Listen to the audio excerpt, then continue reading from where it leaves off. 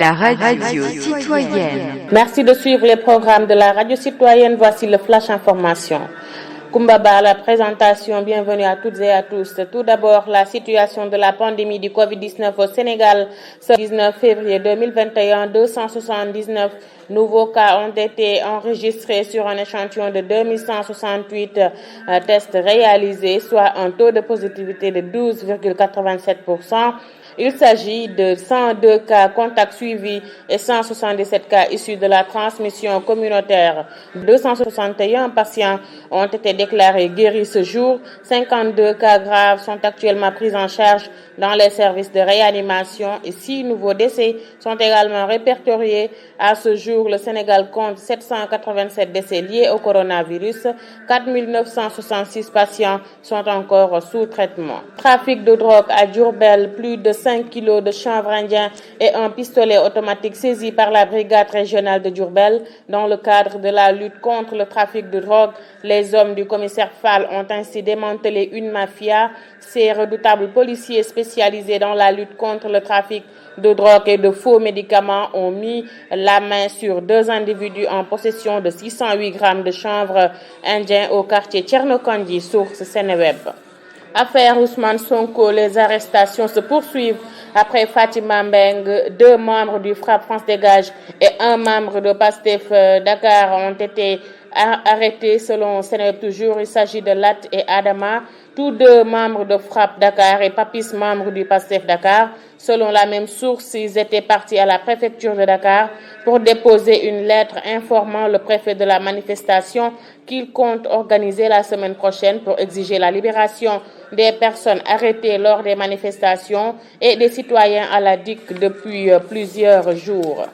Sur l'international, au Gabon, les populations sortent les casseroles pour protester contre le confinement à Libreville et dans plusieurs villes du pays. Ce mouvement a pris de l'ampleur. Chaque soir, dès 20h, les Gabonais sont invités à se mettre devant les portes ou fenêtres et à taper sur une casserole pendant 5 minutes pour protester contre les mesures gouvernementales face au Covid-19.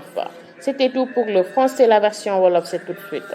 La radio citoyenne. dal leen ak jàmm mbokk yi ci rajo citoyenne ñu ngi leen di gërëm ji ànd bi ak ñun ñu dikk ak yéen ci tënku xibaar yi kon doore ko ak tolluwaay mbas mi di coronavirus ci réewu Sénégal tey ji ci altine ji fukki fan ak juróom-ñeent ci weeru février atum 2021 ñaari téeméer ak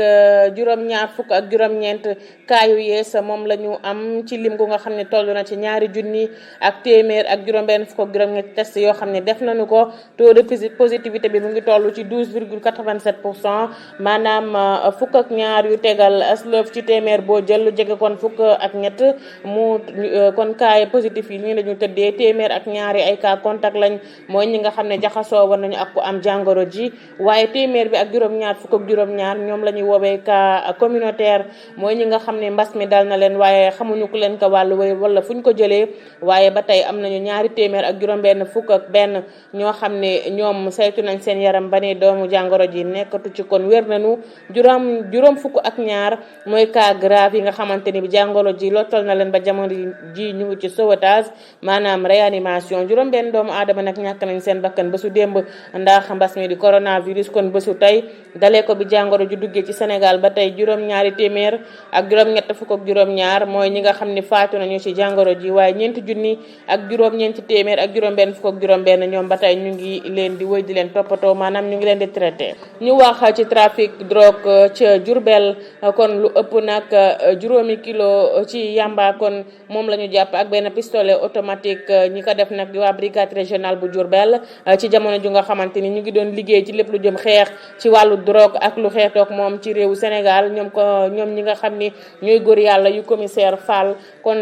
démantelé nañ noonu benn mafia boo xam ne loolu rek moo nekkoon seen liggéey trafiqué drogue ak yu ni mel kon policiers yi ñoom nag nga xam ne dañ spécialisé ci xeex lépp lu jëm jëm ci trafic drogue ak ay faux médicaments di garab yu baaxul teg nañu loxo ñaari doomu aadama yu nga xam ne fekk nañ ci ñoom lu toll ci 608 grammes ci chanvre indien di yamba jooju ci quartier Thierno Kandji la xewee. ñu jëlee xibaar bi ci Seneweb. ñu wax ci mbirum Ousmane Sonko kon ba tey ñu ngi wëy ñoom police di teg loxo ay nit yoo xam ne njort nañ ni laale nañu wala ñu jege ci mbiru manifester yeeg menace de mort yi ñuy wax boobaak léegi kon gannaaw Fatima Mbeng mi nga xam ne tegoon nañ ko loxo ñaari membre yu FRAPP France Dégage ñoom teg nañ leen loxo naka noonu benn militant bu Pastef kon loolu tey jii la xew buñ sukkandikoo ci Seneweb ba tey mu nekk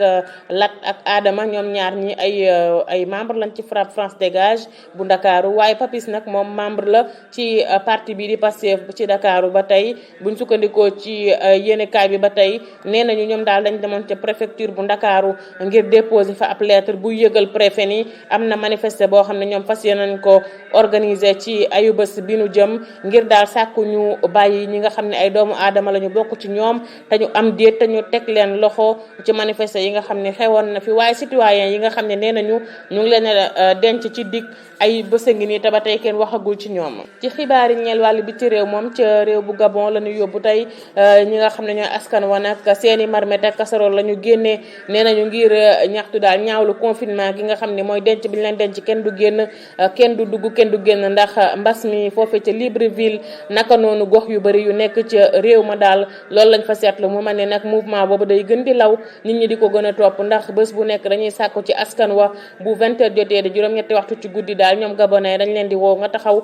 sa buntu kër wala sa palanteer daal di yor li nga xam ne moom mooy sa casserole di ci dóor lu nekk ndax mu am bruit ci diiru juróomi minute ñoom daal noonu lañ fas yéene def ngir wan gouvernement ba ne daal mesure ñu teg ngir coronavirus bi ñoom ànduñu ci benn yoon. fii la ne yem ak yéen jaajëfal leen ci déglu bi jaajëfal Mara Diop mi nga xam ne moo nekkoon ci technique bi ci kàddu gi Kumba Ba ba ci kanam ci yeneen i xibaar ci rajo citoyenne bu Forum Social.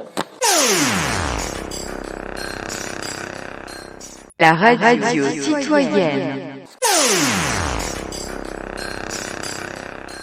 La radio